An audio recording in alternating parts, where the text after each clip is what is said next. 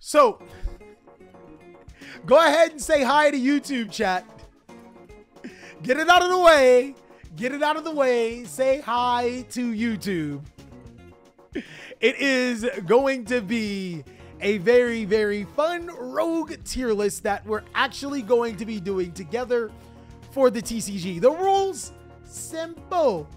I'm going to go over every single deck on this tier list and talk about them. We are only going to talk about these decks, unfortunately.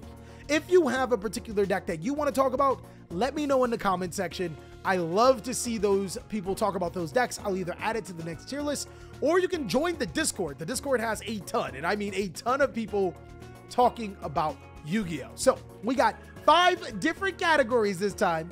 We got spicy. We got really, really good. We got it takes a good pilot, a lot of effort, and of course, everyone's favorite, casual. So we're going to be going over these particular strategies, defining them in this rogue tier list, and giving you a little bit of information on why they are good or not. In comparison to this format, you are going to need to be able to make some boards, and then when your board gets broken, you're going to need to be able to play after it. So with that being said, ABC is the sauciest rogue deck available. We talked about some really, really powerful top Yu-Gi-Oh decks in yesterday's video, and boy, ABC actually fits the criteria. It can summon multiple times to the side of the field. Anytime you link off with your A's, your B's, and your C's, you know your alphabet, you also get additional effects on your link monsters. And Into the Brains. Yo, Into the Brains is actually good for this strategy. We found a card that, can't say it just yet, but it's really, really good how this deck keeps getting extenders. It becomes great. Invoked. Invoked is easily in the takes a really good pilot section. This deck is not terrible, but the problem with Invoked is that, well, your board consists of Mechama and maybe a Winda. That's not gonna cut it in today's Yu-Gi-Oh! And once your opponent like stops your Alistair, if you don't have a way to keep coming back, you're not doing too well. It's not bad. I think that it has some great going second cards. Cards like Ultimate Slayer give this deck a new hope because this is an extra deck card for your Dogmatica cards to play on. But it's not everything right now. Sharks, guys, another strategy that takes a really, really, really, really a lot of effort. That's where we're putting Sharks, unfortunately. My problem with Sharks is that its best card in Stealth Kraken, number 4 Stealth Kraken, unfortunately can be made with a better water deck. Outside of that, Sharks don't have much else going for it. It is an Exceed reliant deck, but once it gets a whole nother style that this other deck we're going to talk about a little later can't do, then, I mean, it's going to be in a lot of effort. Crystal Beast, guys, the new support for Crystal Beast definitely puts it over the top, right? Like it has to. It has to. Unfortunately, I'm still not sold on this deck. Maybe it's just me, but from what I've seen from Crystal Beast, what do you guys think in the chat? Crystal Beast tier 1? Okay. Crystal Beast new tier 0. Never seen a Crystal Beast player win a match. You know, I think that's more accurate than what other people were saying. I think they're trolling. I think as a community, we can all agree that Crystal Beast may take a really good pilot. I'm going to put it in that middle ground, though I do think it can drop to here and maybe go as high as here, depending on who is playing the deck. So I'm going to put a really good pilot. DDD, look, I feel once you guys figure out that brain problem you got going on, once you guys' brains start clicking, this just might be a way better deck. DDD gets slept on because nobody reads the cards. My favorite thing about DDD is DDD Deus King Machinex. Yo, this card's not once per turn. It's not once per turn. You're like, yo.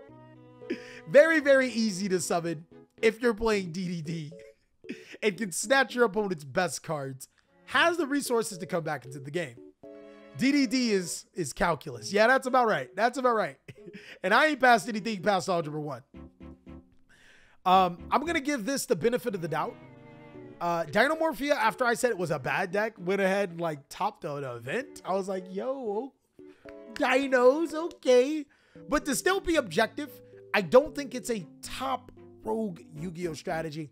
There are other trap decks that give you a little bit more of a benefit, and being able to crack this deck board, especially with more people playing Sprite Smashers and back row heavy destruction, it's going to be in a not so solid spot. Zombies, guys. Zombies. Zombies. Where do we put zombies?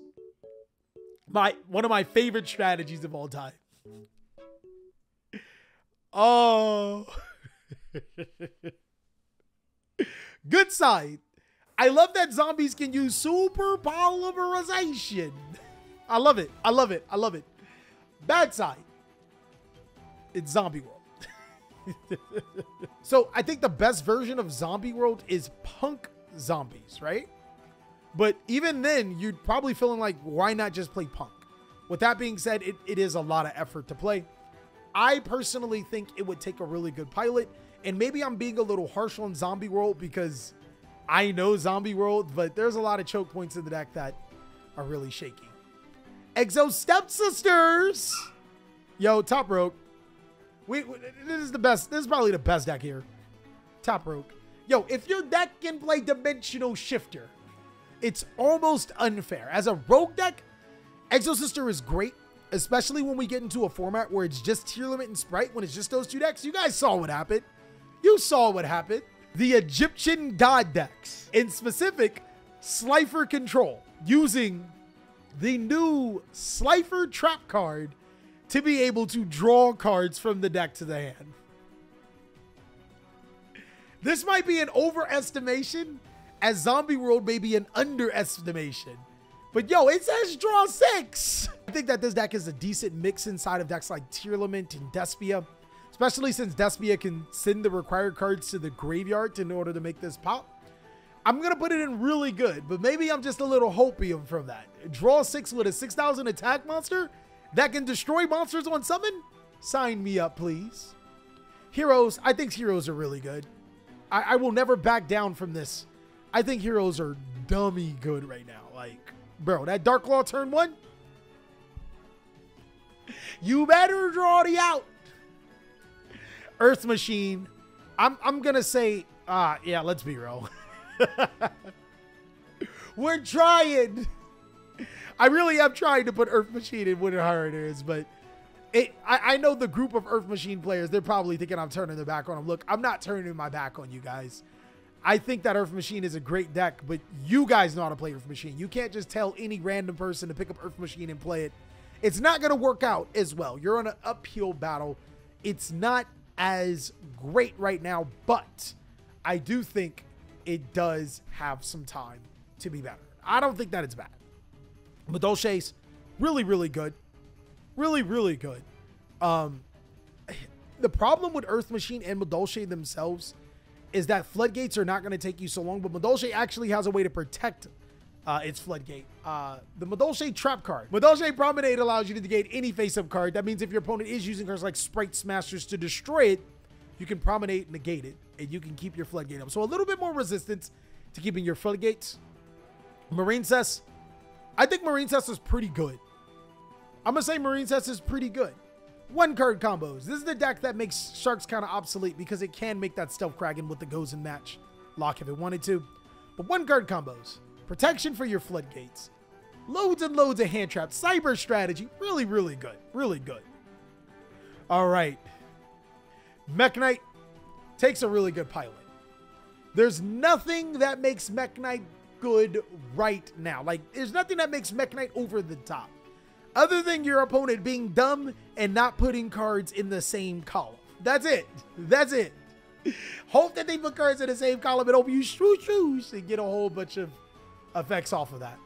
I do think that it will catch a lot of players off guard, but I think once players get used to it, it becomes a little bit of an uphill battle. Loads of effort for the Melfies.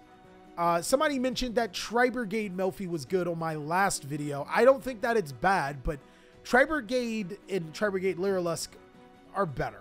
They're just objectively better. But Melfi, when that new Stardust monster comes out, I think it's Stardust Acceleration, Melfi becomes really cracked. And then Melfi Sprite, you probably just better off playing Sprite, right? Blunder Patrol. Really good pilot. My favorite thing about Blunder Patrol is that, like, the Blackbeard, the Link monster. Yo, draw a card and summon? Anytime we're in a format where light and dark monsters are prevalent, like Tier Elements has a lot of dark monsters, then yeah, Blunder Patrol. I think that it does take a really good pilot, though.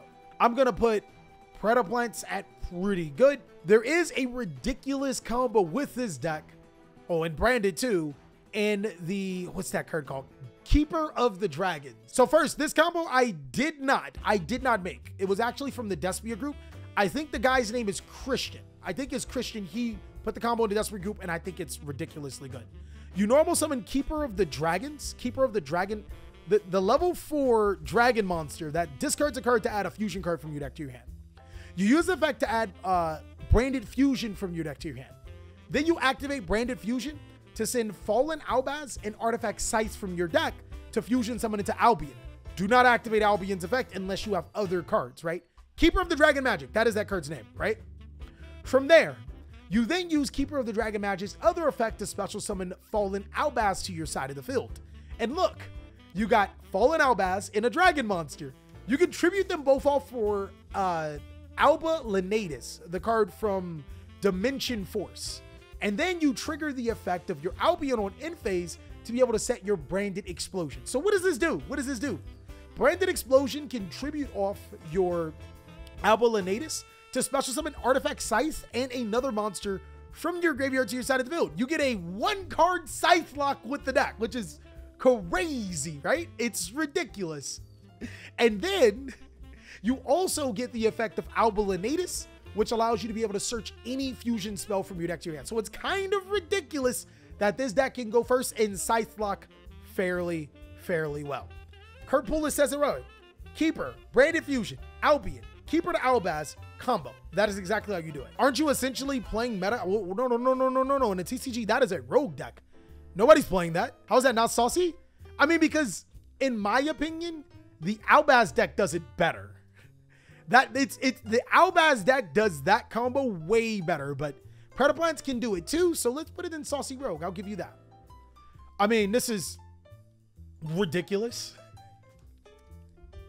I have never seen, like, it's kind of disrespectful to put Punk into this category. I think it's ridiculously disrespectful. It's crazy good. Rika, almost just as disrespectful. Being able to tribute your opponent's monsters is cracked. Phantom Knight, I'm going to put it in takes a really good pilot because you got a balance between building the deck, playing hand traps, which doesn't necessarily, help you, and being able to play your cards that actually get you combo. But I love this deck's recoverability. Salamangreats, I'm going to put them in pretty good. Pretty good. I think they're better than this strategy right here, but I think that it's worse than the other Cyber stacks. Scareclaw, bro, this deck's good. Tri-Brigade, I would slot Tri-Brigade right here. I think Tri-Brigade is really good. Being able to use your Sprite Elf to be able to special summon Tri-Brigade level 2 monsters to your side of the field and gain their effects to, keep link summoning is ridiculous, and that's what this deck has going for it. Dino, I think this takes a really good pilot. Miscellaneous Saris to 1 hurts way too much right now. Like, we don't have any recoverability, and that hurts. And lastly, Unchained. It's good. It's good, but it's a lot of effort. Free my guy Coder. And that's all that we got. That's all that we got for the Rogue tier list. I'm excited to see what you guys have to say about my Rogue tier list. Is it trash? Did I miss some strategies? Where exactly were you put other strategies? Let me know down below, and I'll catch you on the next one. Thank you so much, guys.